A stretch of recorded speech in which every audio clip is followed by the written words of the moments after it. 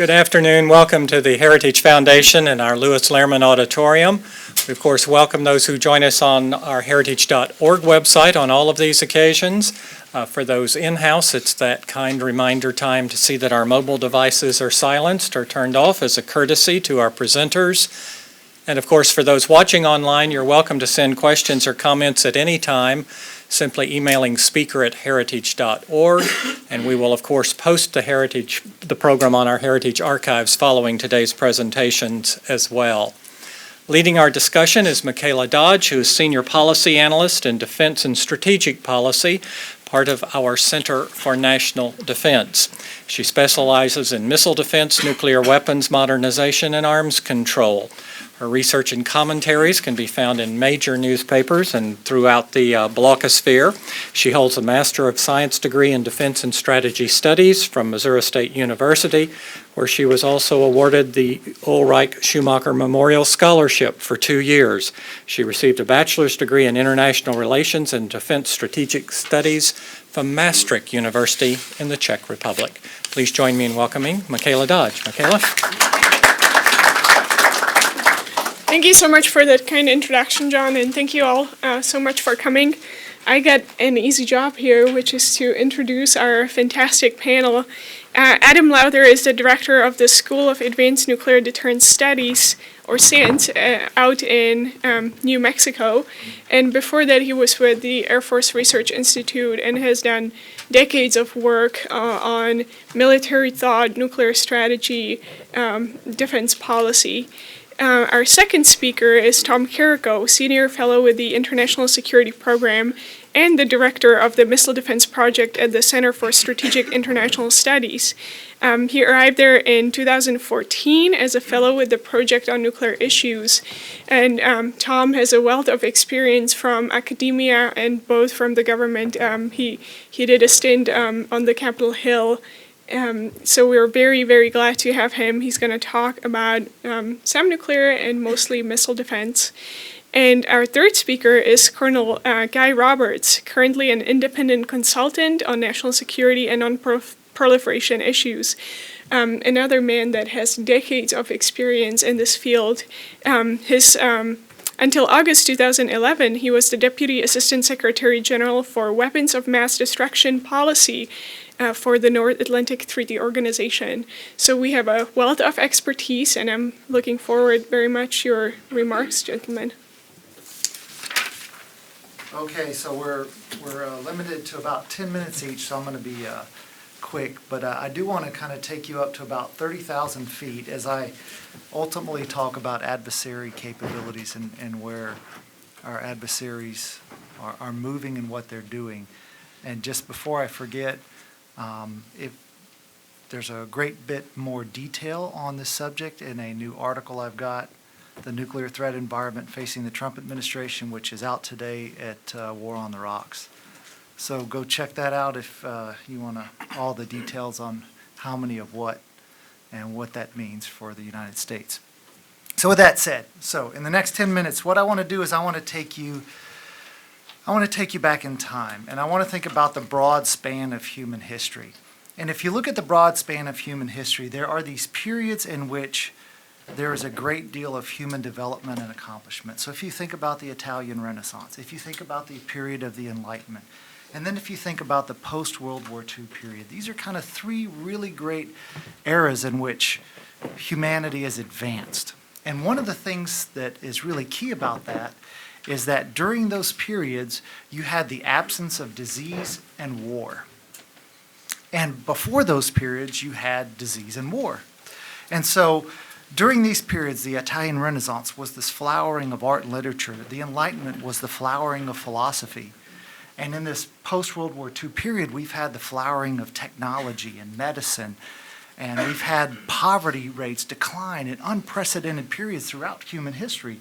This has been ultimately the greatest period of peace and prosperity that we know of. And as I think about why has that prosperity occurred, why have we had such unprecedented peace, I would attribute that to the development of nuclear weapons and the simple fact that nuclear weapons have eliminated great power war. And so if I think about, well, Prosperity's good, poverty's bad, making less poverty is a good thing, and eliminating great power wars is a good thing. So what then would I want to do? Well, I personally want to ensure that those variables, those things, those tools that enable that to happen remain. And so for me, that leads me to think a lot about, well, how do I ensure that we have strategic stability, that we never again fight a great power war, particularly between two nuclear-capable countries? And so what that leads me to do is then to look at our capabilities and the capabilities of our adversaries. Because if the formula for strategic stability is capability plus will equals credibility, then I want to look at both will and do we have demonstrated will, and what is the demonstrated will of our adversaries, and of course capability. And so what is our capability and what is the capability of our adversaries? And so one of the key things that I've spent some time here lately looking at is not just where are we. This is, it's taken up much ink in the pages of the New York Times and the Washington Post, this discussion about modernization. Do we need an LRSO? Do we need GBSD? How many do we need? Do we need 400 ICBMs? Should we just have a life extension program for the Minuteman III, or do we need new systems? And we focused a lot on what do we think we need and can we afford it? But I was once advised, hey, listen, you need to look at what are your adversaries doing? Because ultimately your adversaries in many respects will drive what you need to do if your desire is to maintain strategic stability. And so in looking at our adversaries in the open source literature, there's a great deal that we know about them. So let's take three of our key adversaries. Let's take Russia, China, and North Korea. And so we know that Russian conventional forces are clearly inferior to our conventional forces. And we know that this is true for the Chinese as well. And one of the lessons that our adversaries and competitors have learned, particularly beginning with the Gulf War, as many of you are aware, is that they wanted to seek asymmetric ways in which to counter American conventional capabilities. Our ability to take war to any place on earth, to strike at great range, is unprecedented. And nobody else has that capability, and nobody else will have it anytime soon. And so what they've done is they've looked for other ways to do that. And so one of those asymmetric means that they've turned to is nuclear. And so when we think about the North Korean nuclear program, it's an attempt to counter our conventional capabilities. The same with Iran. For the Russians know that they neither have the economy nor the technology to build an equivalent capability to our own. So they therefore have focused on nuclear capabilities.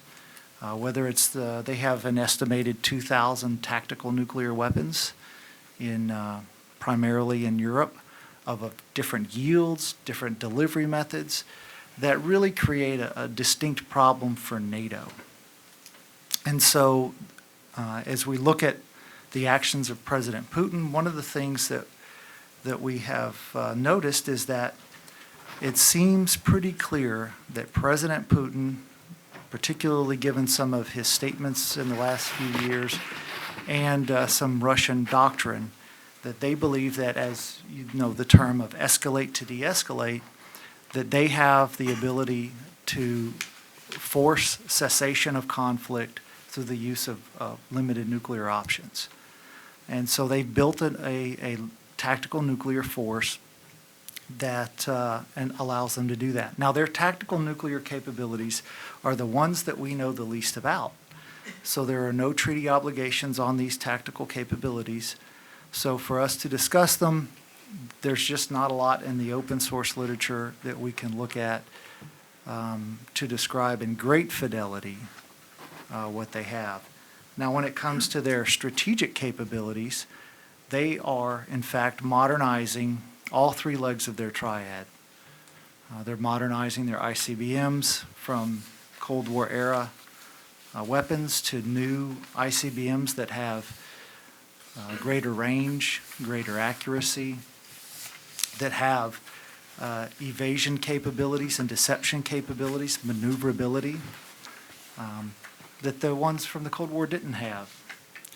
If you look at the Chinese have done similarly, where they've replaced their Cold War era ICBMs that were liquid-fueled rockets with solid-fueled rockets that have greater range. They've developed their first MIRVed ICBM capability. These are signals to the United States of where the Chinese are moving. Of course, the North Koreans have had a bit more of a checkered past in the development of ICBMs. The KN-08, for example, has as we watch tests, has a spotty record of success. But they're moving in a direction that clearly signals the United States that they want to be able to push us away. In terms of the air forces, the Russians are modernizing both of their bombers, the 95 and the 160, the Blackjack and the Bear. These bombers, much like the B-52, which is a stalwart aircraft for the United States, they are modernizing theirs they're re-engineering these weapons or these aircraft. They are putting new radar systems on them. They have recently fielded the KH-102 nuclear air-launched cruise missile, which is, in fact, quite interesting. It's a cruise missile that can strike the United States, the continental United States, from Russian airspace. And it's a very difficult missile to detect. The Chinese as well are working on, they're increasing the number of bombers that they have. Their bombers, of course, have about a 2,000-mile range, so this is a regionally focused effort on the part of the Chinese to push the Americans out of East Asia. But like the Chinese, or like the Russians, they're building new bombers. They're working on additional bombers. And then let me say one brief thing about the sea leg. Both the Russians and the Chinese are developing a capable at-sea deterrent that has both new classes of submarines and new classes of submarine-launched ballistic missiles. For the Chinese, this is their first really capable long-range at-sea deterrent. For the Russians, it's the quietest boats they've ever had, which makes a great bit of difference in their ability to hold U.S. targets at risk. So, in summary, all of our adversaries are modernizing. They are well ahead of us in their programs, and they are fielding capabilities that can hold us at risk in ways that their previous capabilities could not. Thank you very much. Tom. Well, thank you, Michaela, and thanks to Harris's for hosting today. I've got some slides up, and I'm going to go very briefly through a handful of factors that I think are going to inform the next NPR, and then I'll spend most of my time really on the missile defense side. And for the NPR, I think obviously the first threshold that has to be done is to re-examine the relatively benign assumptions that informed the last review in 2009. Most significantly, of course, the lack of a Russia problem, and the apparent return of great power conflict in the subsequent years. There hasn't been another NPR, but I think you see in the actions and the statements of the Obama administration alone a pretty widespread recognition of this problem. The second, the first big conclusion of that, which I expect will come, is in some ways a modification of the 2010 take, and that is that instead of putting nonproliferation atop the nuclear agenda, the deterrence is going to go back to its rightful preeminent place atop the U.S. nuclear agenda. And in terms of what that should mean, I think that it would make a lot of sense for the incoming Trump administration and for Congress to, at the very least, continue and stay the course on the what's been hammered out on a bipartisan, bicameral, multi-branch basis for the current suite of nuclear modernization. I mean, of course, LRSO, GBSD, dual-capable aircraft, the Ohio replacement, and the like. Obviously, in the course of that, the NPR would ask questions about whether that current suite, which I think must be maintained at the very least, might not need additional things. And in so doing, of course, it will be incumbent upon anybody who does that review to revisit the 3 no's of the last review that said no new weapons, no new missions, and no new capabilities. And I don't have a hard recommendation on that, but at the very least, that categorical rejection of that 3 no's have to be asked and answered once again. And of course, in the mix, as folks have commented recently, something like a Slickum or an F-35C have to be evaluated. And actually, it's not even, it wouldn't actually be inconsistent with the retention of current capabilities to ask, how exactly are we going to replace the current capability of the B-61-11 Earth penetrator? And so there might be some new movements there that obviously any new NPR is going to have to look at. Second, or the next after that, is a realistic assessment of where we think Russia is in terms of the New START treaty. They're making a lot of noises, not merely on the brandishing side, but also on the numbers side and the prospects for upload. We don't know where they're going to be in 2018 for the New START deadline. Let's hope that they are in compliance. We ought to be hedging, presumably, in case they are not. And the real question is, if Russia is taking these actions, what is the realistic approach for the 2021 prospect of renewal? The next closely related item, number 6 on here, is INF compliance.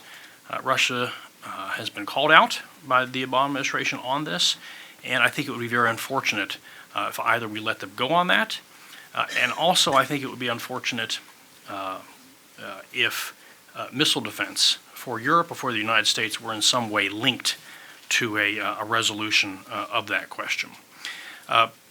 This question of strategic ambiguity versus no first use, that's something that has been retained over many administrations, and I suspect will probably be retained. The Obama administration talked about moving to no first use, but I think prudently refrained from doing that. And then the last 2 points here are integration. Warfighting is a bad word. Warfighting is a 4-letter word in the nuclear realm, but ultimately our nuclear deterrent has to be credible, and the job of the military is to come up with warfighting plans. And both integrating with our conventional forces, a very nice article on that in the latest Arms Control today, but also with missile defense as a particular contributor to survivability, perhaps, of our strategic forces. And I'm really going to pause there on the nuclear side. Those are the nine big issues that I would identify, and move to missile defense. And here, there's 7. The first, of course, is to come in and evaluate, in a fresh look, the threats where we are in the budget, and also the political context, and how missile defense is going to fit into the Trump administration's worldview, as it were, for a national security strategy broadly. And on the first piece of this, first informing of this, is the amendments to the 1999 National Missile Defense Act. Section 1681 of the NDAA just passed, or about to be passed, makes 4 basic changes, which I think has gotten a lot of attention. It's probably really been overblown about the significance of this, or kind of does removing the word limited mean that it's unlimited? And I think the answer to that is of course not. This removes really some anachronisms from the fact that this dated to 1999 when we didn't have a National Missile Defense Act. And so it changes, the idea of the United States should deploy to maintain and improve, because we have now deployed it. It modifies effective to be effective and robust and layered missile defense system. It expands defending the territory of the United States alone to the territory, allies, deployed forces, and other capabilities. And finally, in terms of describing the threat, against merely a limited ballistic missile attack, it modifies that to say developing and increasingly complex. Now, neither the 99 nor the 2016 statutes defined what limited or complex mean, but in some way, I think this really just reflects the fact that a lot has changed in the past 17 years. And so I think it makes sense, and that's going to inform but not be dispositive of how the new administration approaches this. But another provision of the NDAA is a new report, a review of really missile defense broadly. The 2018, January 2018 is when it's due, is a missile defeat review. So this is the successor, in a sense, to the BMDR of 2010, but in another sense, it's much broader. This is going to be a beast of a report to do because it's really requiring both DoD and the Joint Chiefs to come at how do you defeat the missile defense problem. Not merely how do you play catch, but how do you do it in a left of launch and right of launch integrated way. And oh, by the way, not merely for kinetic, but also non-kinetic, and not merely for ballistic missiles, but also cruise missiles and presumably hypersonics as well, and also cruise missile defense for the homeland. You know, the reformulation in that Section 1681 means that we can think about cruise missile threats, and I think we should in a way we did before. And there's a handful of quotes from the President-elect in the presentation, one of which is that, you know, the United States is going to develop a state-of-the-art missile defense system from a September 7 speech.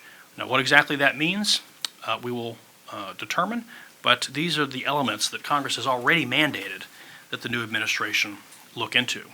And in terms of the strategy and the posture for what we're doing right now, you know, I think at the very least, it is likely that the administration is going to say, stay the course for outpacing the missile threats from the North Koreas and Irans of the world. I suspect that in light of what's happening in North Korea, that the current plans to return to 44 GBIs might actually increase beyond the 44. And if you were, incidentally, to retain the same pace of production and integration of those that's going to get us to 44 by 17, that would get you to about 68 by 2019 and 80 by 2020. Now, actually, Fort Greely was built to handle a lot more than that, but that's where you would get in the next several years during the course of the 4 years of the Trump administration. And on regional defenses, just retaining the current posture is probably going to mean increasing capacity of Aegis Standard missiles. And in that September 7 speech by the President-elect, he flagged especially the Navy's shortfall for cruisers, for ballistic missile defense capable cruisers and destroyers. And I suspect that capacity problem is going to transfer to the Patriot, but also to THAAD. Where we are today in THAAD, even the plan, an acquisition plan for THAAD, behind where the Army said it needed to be years ago in 2012, when things were actually pretty rosy. And so at the very least, getting to 9 THAAD batteries and maybe more, reevaluating that. And then Congress, this NDAA, said to the executive branch, no, really, we need you to be serious about Patriot modernization. And then likewise also of the evolution of THAAD. And here, just at a glance, is the pace of North Korean missile testing. This is from 1984 to 2016. And you see the spike on the right side of the screen?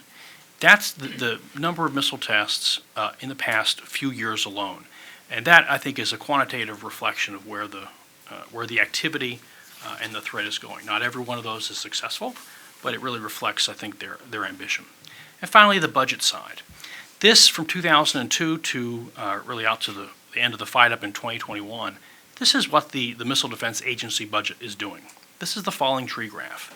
It's almost all downward. And so, you know, there was a bit of an inflection point around 2013, 2015 period.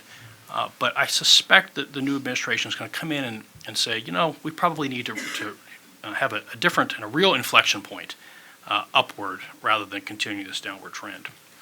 And so the conclusion here in the first instance is to continue the current course for GMD improvements, and I suspect to at least complete the readiness sites, the readiness for an East Coast site. Here, by the way, is the relative focus between Homeland, which is the green, and regional missile defense spending, which is the blue. The Obama administration, you see a lot more of the blue, regional, And I wouldn't be surprised if those curves don't inflect as well. Advanced technology. Between 2009 and 2015, you see on this graph, we might call it kind of the valley of death for advanced technology within Missile Defense Agency. A lot of Homeland, as well as other programs, really got slashed. And you see in kind of the mound of mediocrity at the far end of the screen in terms of an effort to get back to that. But I suspect that upward trend is going to need to continue. The testing for GMD has gone down way over time as well. So what does this mean for Russia and China? The last two administrations have refused any binding limitations on missile defense, and I think that will be important to retain. But it may make sense to ask again whether missile defenses might not contribute to the overall strategic posture to defend, for instance, vulnerable nuclear assets and thereby support survivability. But also in terms of Russia and China, for instance, we ought to ask whether non-strategic missile defense, robust air and missile defense for NATO might not make a lot of sense. The first A in the EPAA stands for adaptive, and I think really it's time to adapt in terms of NATO to what's happening in Russia. The Warsaw Summit was NATO admitting that it has a Russia problem, and it has admitted since 2010, making missile defense a core alliance mission, that missile defense contributes to deterrence, but it's yet to kind of admit that it has a Russian missile problem. And I think that more activity there would be a very good thing. And President-elect Trump has pointed out that the Poles, have really been pulling their weight within NATO in a way that ought to be a model to other folks. I think, therefore, it would be unfortunate if we were to cancel yet again our missile defense activities in Poland. But having said that, there's probably a lot more that we can expect of our allies in the coming years. Missile defense has gone from a long way from infancy to a kind of adolescence, and now you're seeing a much higher demand signal for regional defenses of various kinds. But I think that a new administration could capitalize on that by prioritizing FMS approval and by really synchronizing, across regions, the sales of more capabilities out. The more that the United States helps our partners and allies get their own, it means less of a demand on us to come in and pinch hit, as it were, as well as looking for new and imaginative ways for co-development. Finally, I suspect that space is going to be especially important, and a campaign menu from late October and other statements as well identified the space sensor layer that has been a critical component of every missile defense architecture on paper for the past 20 years, going back to the Clinton administration, but hasn't been fielded. And so I think that a space sensor layer for tracking and discrimination ought to be right at the top of the list for what needs to be done anew, in addition to directed energy and perhaps other space testbed activities as well. Here, however, is our investment in space and near space activity since 2002. It's been all down, and so I think that's going to need to be corrected. Here is our investment in high technology within MDA. It's been all down. Finally, new concepts of operation. This is talked about a lot in terms of network-centric missile defense, but I think that a more distributed capability that is breaking away from the silo and unit-based structure to something that is much more mixed and matched, putting standard missiles in a THAAD or really distributing them all over is going to get a lot more capability much more quickly. And that's about it. I'll leave it there. Thank you so much. Okay, I'm last and I still get 10 minutes. Well, thank you for inviting me, Michaela. It's a pleasure to be here, and I'm going to focus primarily on challenges to NATO. And just kind of set the stage, a few years ago at a course that I helped set up at our NATO school in Oberammergau, Germany, where we had a two-star German general stand up and say, "I didn't know U.S. had nuclear weapons in Europe." And that kind of was a jaw-dropping thing to say, but it just reflected on the fact that there really is the nuclear deterrent posture of the alliance has receded in the background of our publics, and very few people are aware of it. And that complicates our ability to actually maintain a robust, effective deterrent posture. For 20 years, the security of the Euro-Atlantic region has been based on the premise that we don't face an adversary to our east. Well, of course, we don't need to go into great detail, but that is not the case. And in fact, our NATO Secretary General said Russia's violated every principle and international commitment it has made. And the one thing I remember and know as living in Brussels is that if you want to really upset the Europeans, violate international law. And that really gets them going. A lot of other stuff they can do without, but violating international law is a game changer for them. And of course, that idea, again, I'll just a little anecdote. In 2005, when I went to NATO, we were actually preparing a membership action plan for Russia. We were going to have Russia join NATO. How things have changed. The Warsaw Summit reflected NATO's change of views, that indeed that NATO now tries to tell the world that we have the capability and resolve to impose unacceptable costs on any adversary. Making that statement was important. It helped to kind of focus the minds, but the fact of the matter is they're a long way from doing that, particularly in the nuclear realm. They did explicitly confirm the importance of the U.S. non-strategic nuclear weapons based in Europe. But if you will notice, in all the discussions about exercises and training and plans, it's all in the conventional realm. You'd be hard-pressed to find any statement regarding our nuclear laydown, our nuclear posture, and I'll speak a little bit more about that. There are two documents that reflect the NATO posture, if you will. One is the 2010 strategic concept, and the other one is the 2012 Deterrence and Defense Posture Review.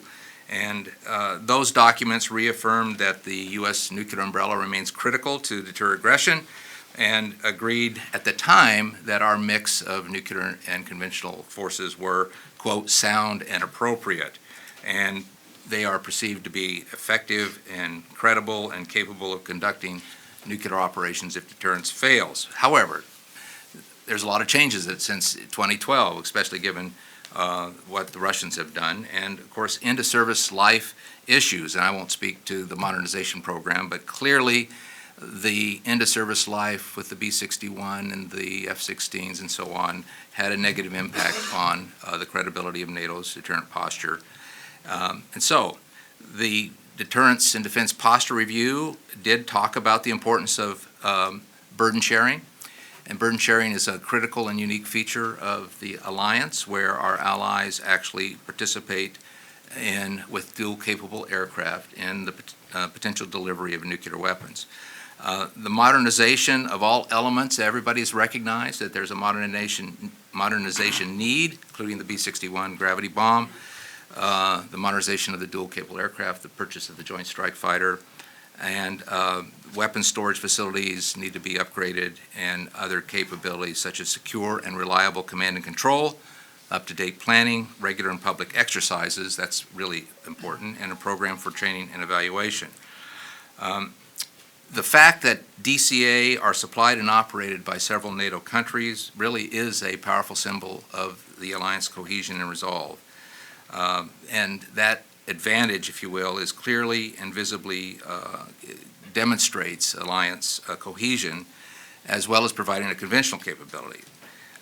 NATO's nuclear forces, we've recognized, must attack or be able to attack or strike a range of targets. They also must be capable of surviving and operating in a wide range of environments throughout the spectrum of conflict.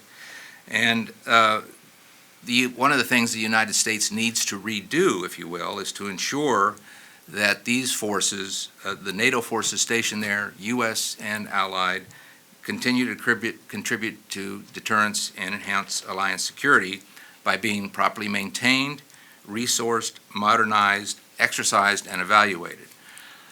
Now, U.S. nuclear weapons in Europe play this vital assurance role and serve what I would call three functions at once. First of all, it communicates to adversaries that an alliance nuclear deterrent has been constituted with multiple allies involving in consulting on policy, maintaining the posture, and preparing for possible operations. Secondly, assuring allies of the credibility of U.S. commitments with the weapons, the delivery systems, consultations, and other concrete and tangible arrangements, creating a presumption of concerted action in the event of a crisis.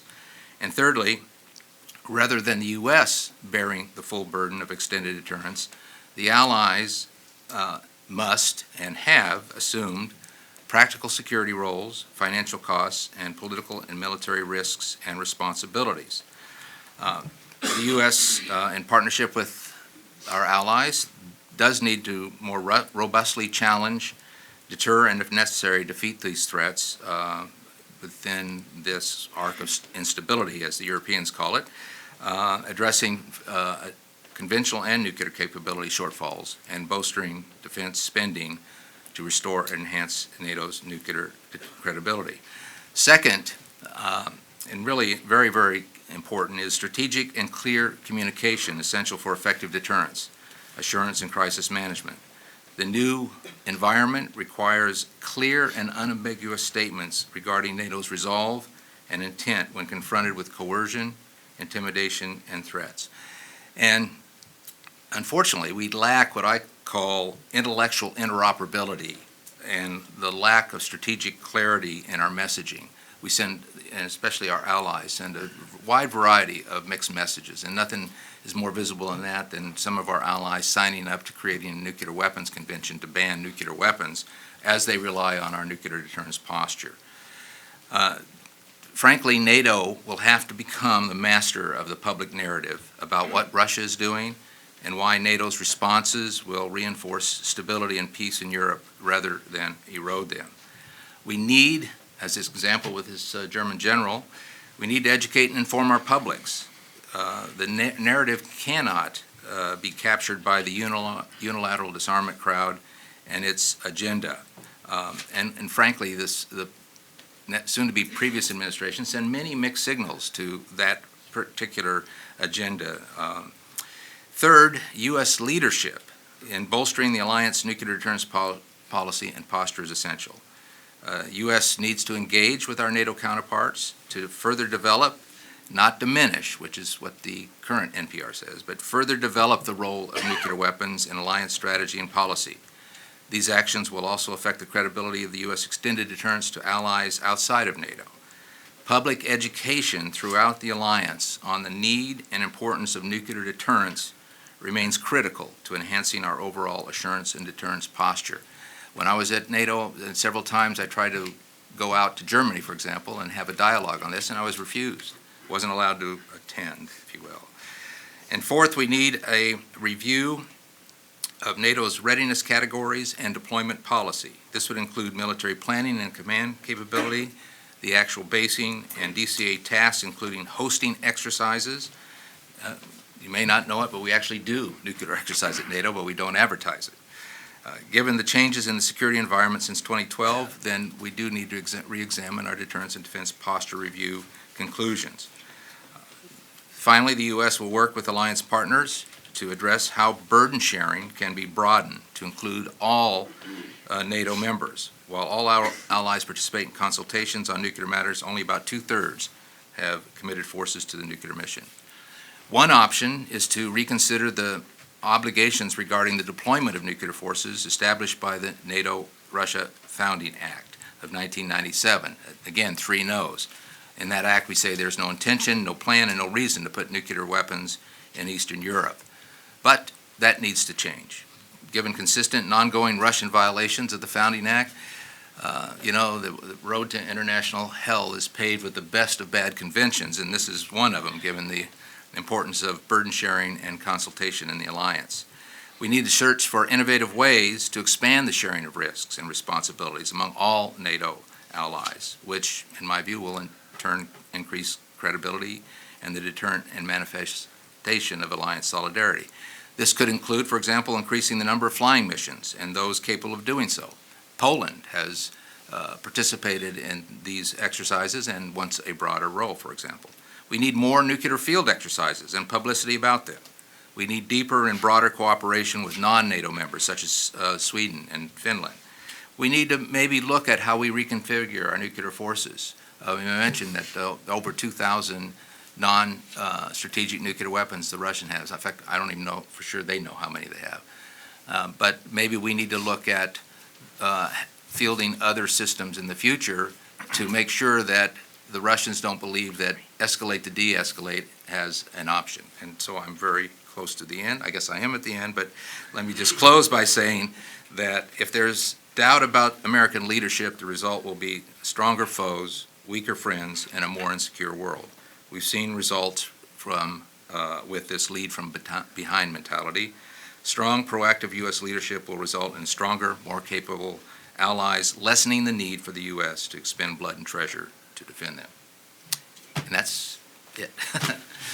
Thank you so much. Now it's time for your questions. Please introduce yourself before you ask a question, and please wait for the microphone.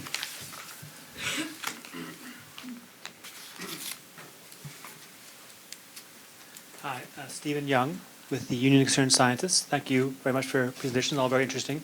One quick question for Adam and a question for the panel as a whole. Adam, you mentioned the Russian outcome can reach the U.S. Is that the mainland or Alaska?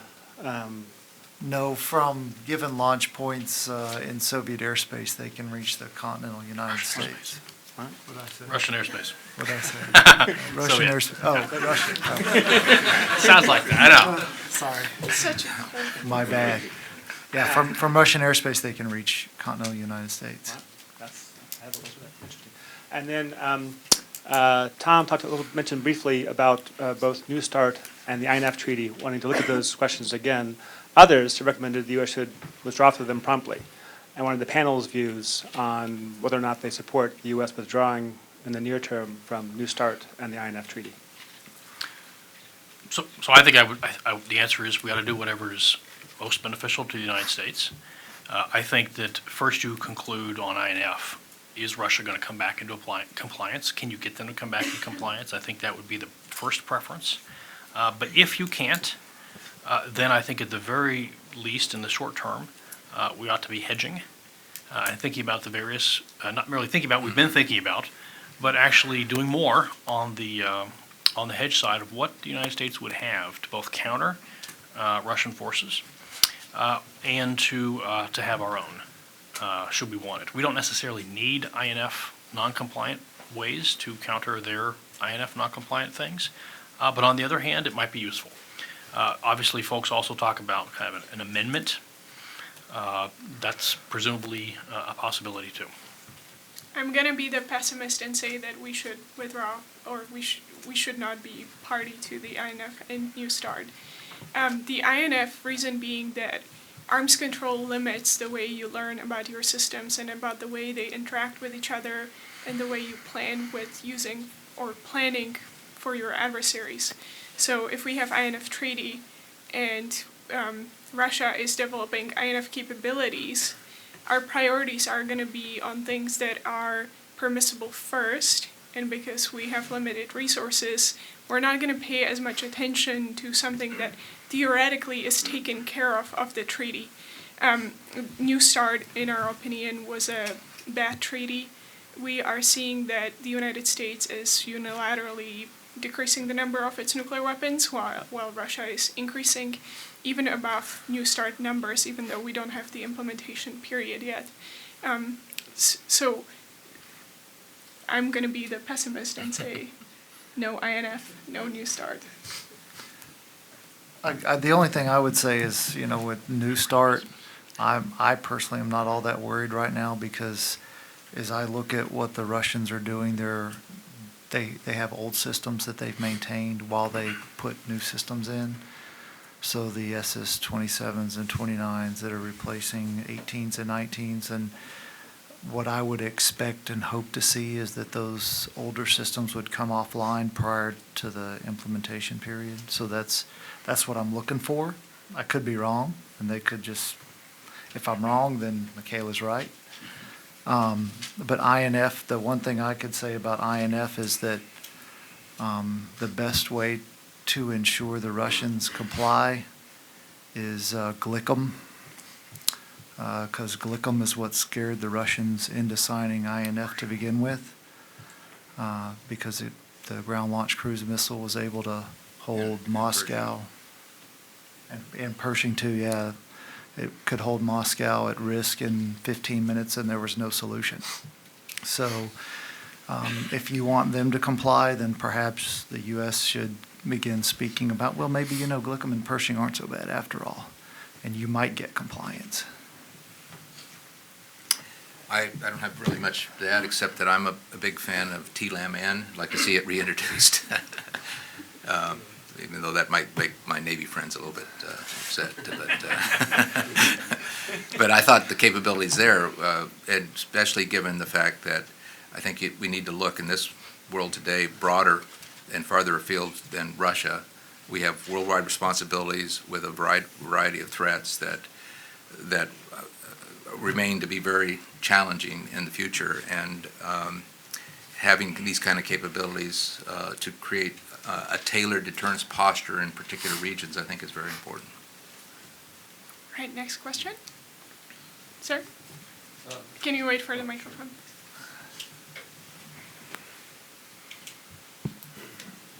Yes, my name is Russell King. Now, I've read General McChrystal's, or portions of General McChrystal's book, Team of Teams, in which he basically, I think, discusses two forms of management. One centralized and tightly controlled, and the other a lot less centralized that allows more flexibility for lower level decision makers. I would think we would choose the first method for our policy, nuclear policy, but I'm wondering if the adversaries sometimes use some of those decentralized techniques that the terrorists have used in Iraq, and how we would respond to that.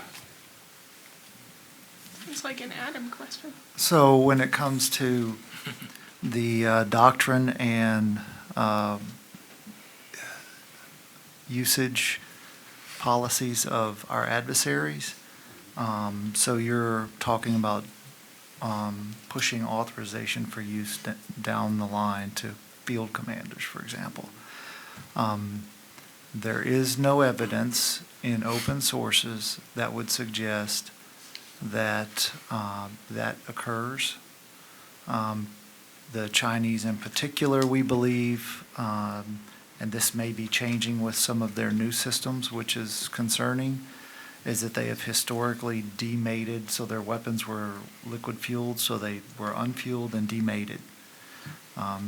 So you had very tightly controlled hold on the warheads. And then, of course, the use policy came from the CMC, the Central Military Commission. So it was a very tightly held approach. During the Cold War, the Russians, there was delegated authority for tactical nuclear weapons. There's not much I could say here about that and exactly the status of that.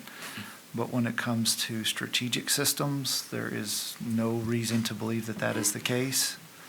And then just in watching whether, it's the Pakistanis or the Indians, there is good reason to believe that rather than delegated authority, that as they build all of our adversaries and other nuclear powers, that as they build more capable command and control systems, that authority is moving up rather than down.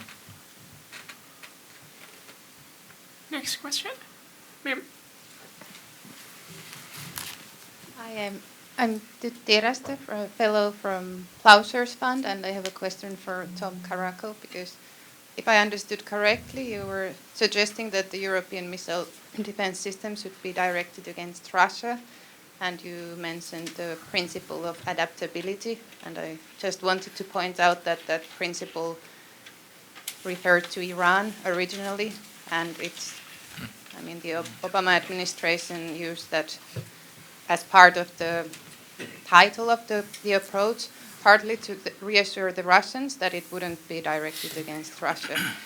So I think it's a bit concerning if that system would be directed against Russia, because that would create a lot of Right. tensions. I mean, that Right. system is already creating. But my question really is, yes, I think you might disagree with that, but my question is more of a technical nature. Like, how do you think, just technically speaking, how that system could protect Europe from Russian missiles? I don't think there's a threat from Russian missiles, but if the situation would get really bad, then, I mean, how can So- missile so- so defense let me take a- protect let me take a against stab at that. Russian missiles? A couple things.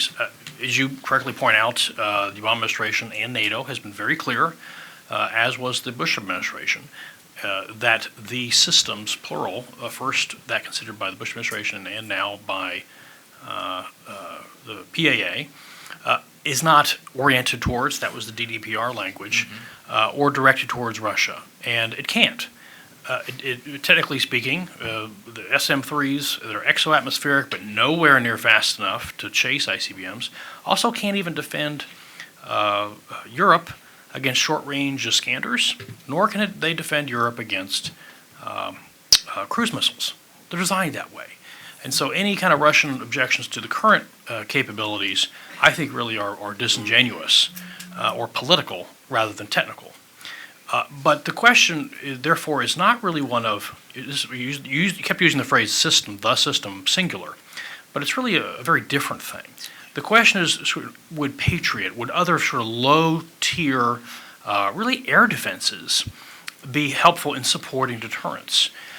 And there, I mean, Russia has even less to complain about in terms of dual capability or anything else. I would find it very interesting and very curious to hear an articulation of why it's okay for Russia and stabilizing for Russia to have S-300, S-400s all over the place, but it's destabilizing for NATO and NATO members to have really low-tier air defenses, or what used to be called theater missile defenses. So that's really what I'm talking about. They are different things, different capabilities. The SM-3s are designed for things, as I said, to the southeast, but if NATO were to look east, it would not be with the same things. It would be something different. It would be more endo-atmospheric and more lower-tier stuff. But I think that there's a strong argument for how low-tier air and missile defense can contribute to deterrence and make it less tempting for provocations from Russia. Sir? Lipolio, Voice of America.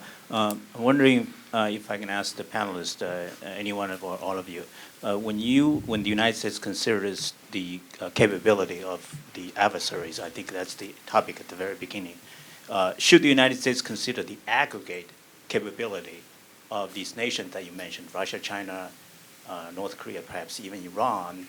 I guess what I'm truly getting into is, what's the possibility of these nations working together in a strategic sense, in case of a war with the United States? Thanks. Thank you.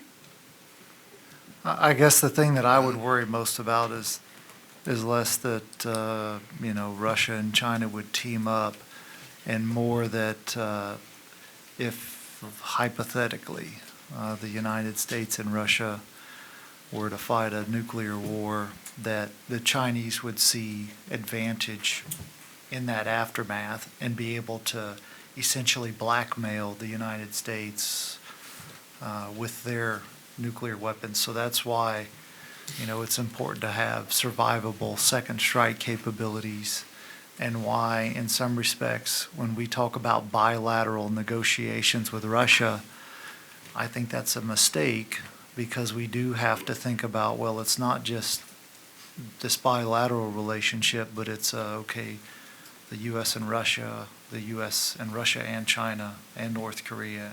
And so we have to have capabilities that can hold simultaneously all of these adversaries at risk. So I don't worry about them teaming up, but I do worry about holding them all at risk at the same time and having sufficient capability. Question over there. Hi, Alicia Sanders-Zachary.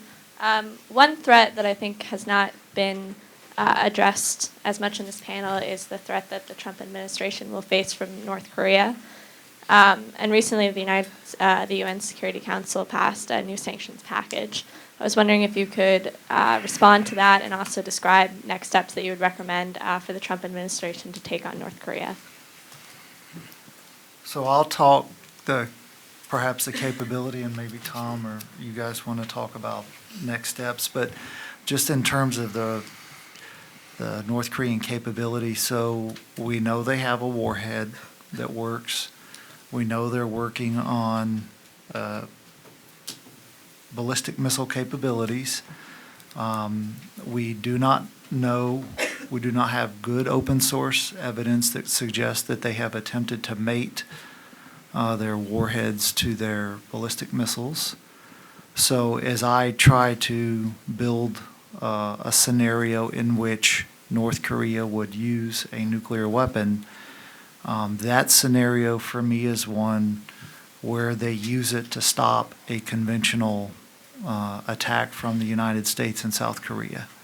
And so they would likely use it either on Seoul, so it doesn't need much range, or they would use it in a perimeter defense of Pyongyang.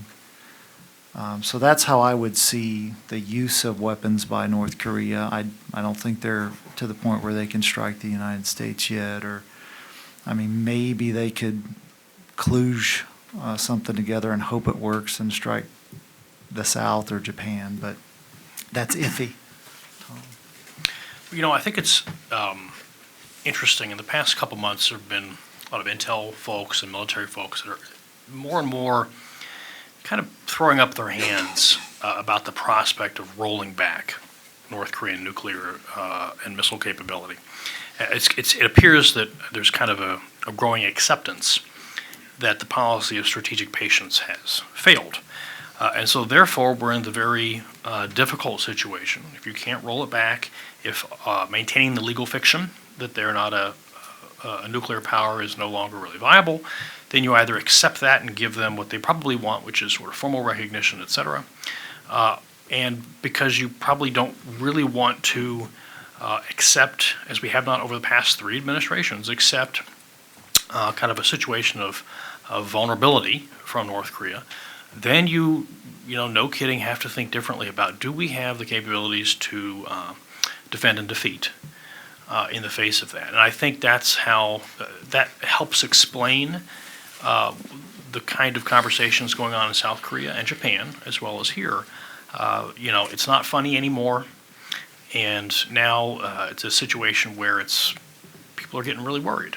And so, you know, I think it's unfortunate, among other things, that the THAAD deployment for South Korea, which was announced this summer, is taking place as soon as possible, hasn't taken place, even though it's a transportable system, and wasn't scheduled to take place until fall of 2017, I think.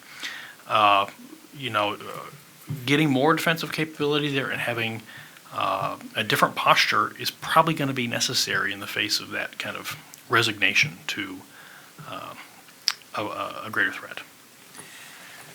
If I can just add on that, one of the scenarios that I always thought was very plausible was given this feeling or a decision on the correlation of forces between the U.S. and the ROKs and DPRK, that they decided to go south.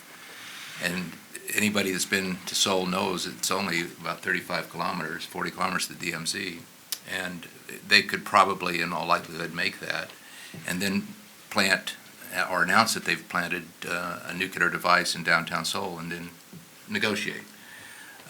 That's certainly a plausible role because, in part, also the ROKs, the South Koreans, I think, are very concerned about the collapse of the North Korea regime. Unlike East-West Germany, they don't have the economic viability to sustain a major, just total collapse of the government, and that would be so. There's this, you know, balancing that continually goes on there, and you know, given the erratic nature of the leadership, it's very, very hard to tailor a deterrence posture that we think is sending the right strategic message, that the costs are going to far outweigh any benefits by utilizing a nuclear weapon either against Japan or South Korea, and certainly our relationship with Japan, the cooperative relationship on the Aegis program, I think is a critical one as well, to ensure that we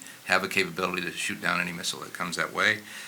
But on the other side, the continuing technological developments, particularly their submarine technology and the tests they've been running with submarine-launched missiles, I think is very worrisome, particularly since you can take that submarine and put it off the coast of the United States.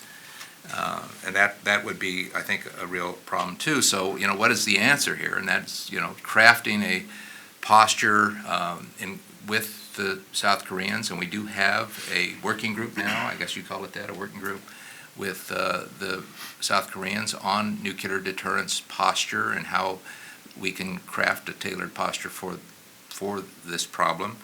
And then, beyond that is the proliferation issue. I mean, they are a proliferation concern. When the Israelis destroyed that nuclear facility, it was an identical to the one they had in Yongbyon, I think. And I think they had pictures of North Korean scientists in front of the place. And we know that they are selling Scud technologies and other types of things that are a proliferation concern. And it's very, very challenging to deal with that. So, I call it the iron fence strategy is, any way we can put an iron fence around this and try to hold them, and then continue to send the message that anything you do in this area, you will pay a terrible price for it. So we don't have to worry about the kinetic problem of nuclear detonation. All right, and this will be our last question.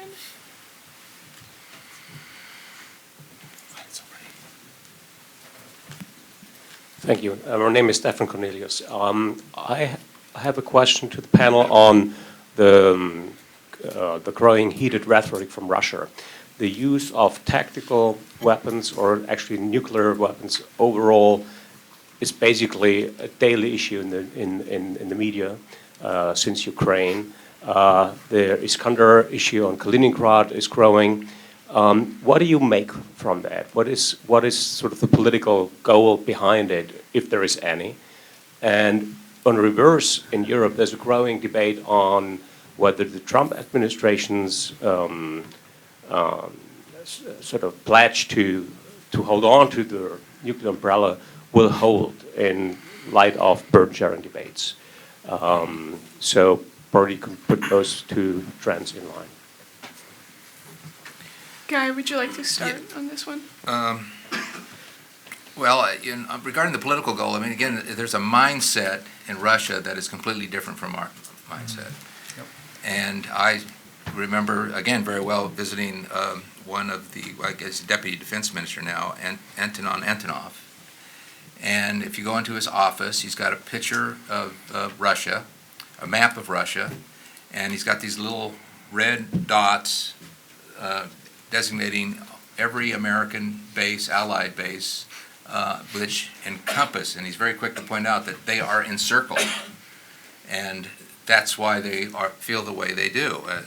I kind of liken the foreign policy of Russia to a paranoid bully with an inferiority complex. And that's kind of what you feel from, in your dialogue with them regarding, their situation. So this is a reaction to that. Just another anecdote, when I was up in Murmansk giving a speech because we were trying to develop better relations with Russia, and there was 200 people there protesting my presence.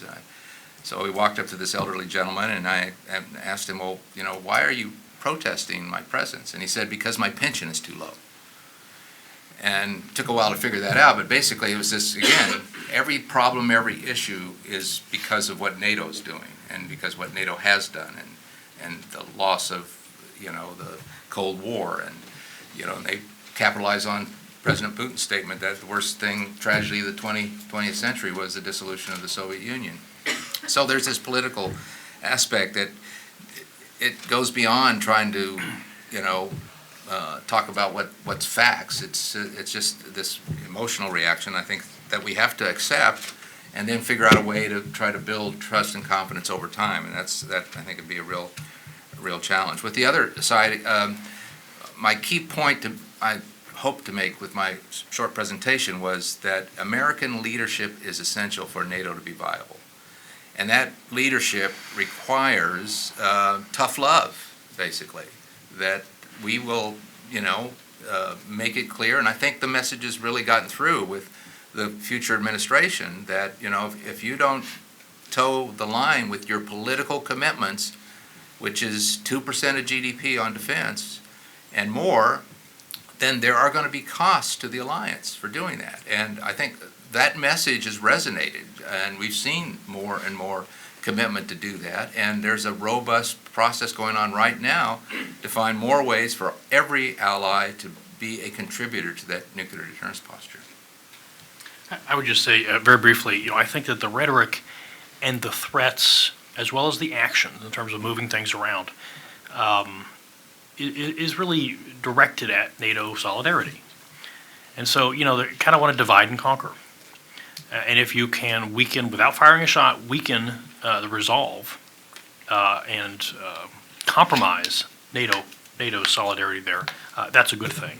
And so the brandishing of things, the moving of missiles around, the threatening of Danish ships, every base, the Danes are, in some ways contributing to NATO missile defense with a radar. Well, let's threaten them with nukes too.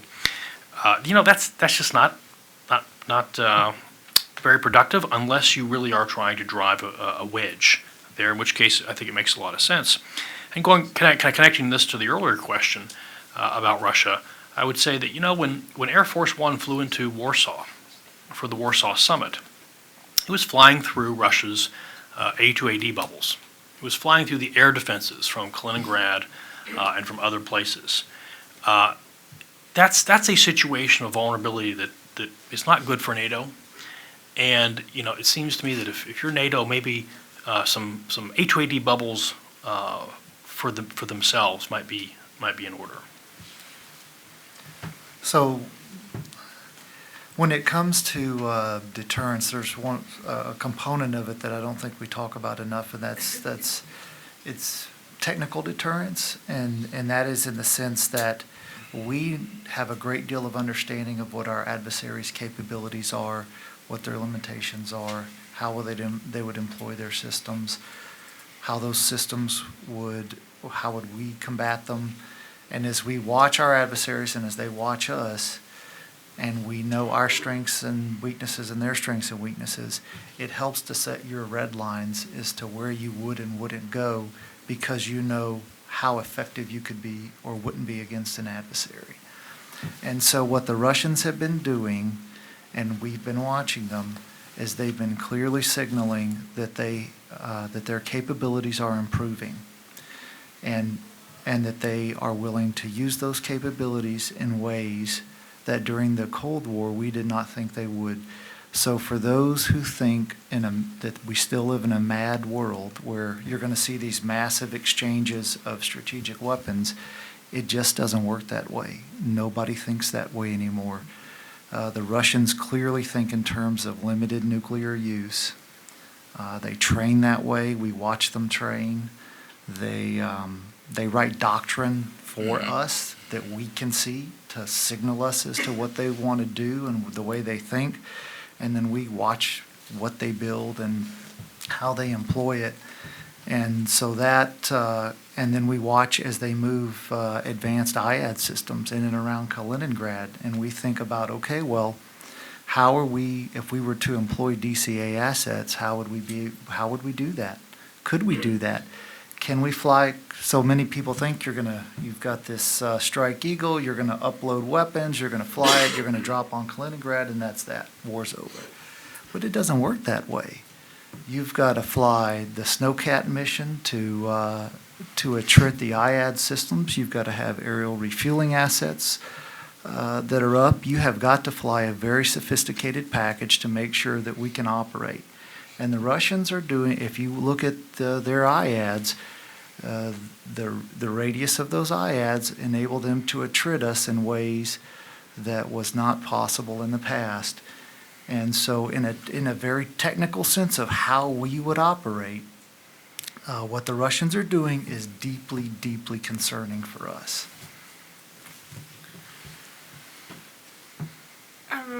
I'm going to stop us here now. Thank you so much for coming, and please join me in thanking our speakers.